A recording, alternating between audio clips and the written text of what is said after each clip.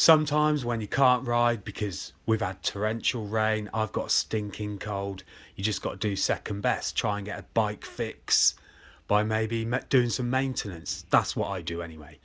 But yeah, this bike hasn't been serviced since I did the proper gearbox fix, which was below double figures, and now it's got 26.8 hours on. I thought I might as well give it a service. I know a lot of people change their oil a lot more regular than that, but the oil's fine. There's still life in there. I've dropped that. I've got the sump plug here. I just thought I'd show you. That's a good 16 hours worth of filings there. Back to the oil. To me, that's fine. I should have gone to about 20 hours. I don't agree with changing your oil every 3 hours. No, I think that's a bit of a waste of time and money myself, but each their own. I don't mind if that's what you do. But yeah, I'm going to try and go 20 hours next time. I probably would have this time if I could have rode. I'd rather be riding than doing this, but this is second best.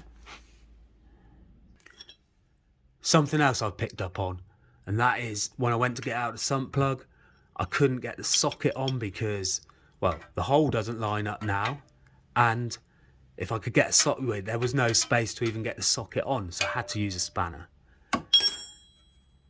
This bash plate, sump guard, whatever you want to call it, is just so flimsy. I haven't been able to find another one online yet because obviously I want a better replacement than that.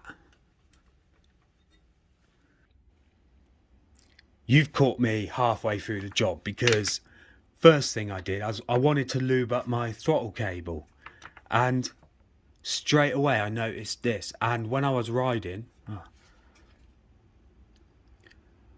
I only brought you in halfway through the job because first thing I wanted to do was just grease up my throttle tube. And I actually only started this video halfway through because first job was to just grease the throttle tube, and I noticed this. If you remember, I had the quarter throttle on there for a few hours, so this hasn't even got 26 hours on, and I didn't notice when I was riding. I didn't have a sticky throttle or anything, so I'm assuming that not very long riding time and that would have snapped completely and I could have been stranded somewhere. So it was only luck that I found this because the weather was bad and I thought I'd give it a grease up, and then you notice something like that and you prevent a failure when you're out on your bike.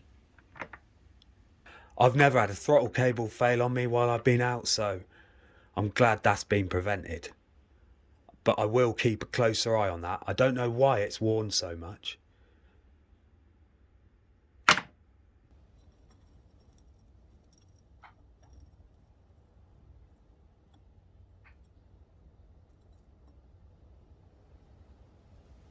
So we've got a nice new throttle cable, oil filter. This was my main concern. When I was washing it, I just had a good look at the chain. That is not a good sign when you can see daylight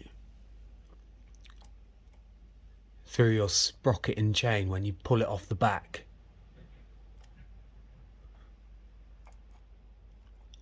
This is the original chain, so that's got a good 26.8 hours on it.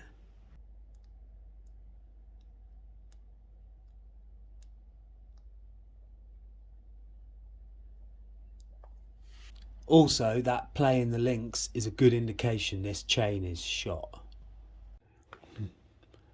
Obviously then I'm not just going to change the chain by itself, else it wouldn't last 5 minutes. I need to do both sprockets at the same time. I'm contemplating putting a 16 on the front and a 39 on the rear. I haven't quite decided yet, but I'll decide very soon and order the components that I need. But this time of year, testing out this sort of stuff when you can't get the traction down, it's hard to get a good opinion or gauge if you like that gearing setup or not, if you know what I mean. Sometimes we might get a nice hard frosty day and I can then get out and try it if I've got time, and you get the traction down and you get a bit of a better feel.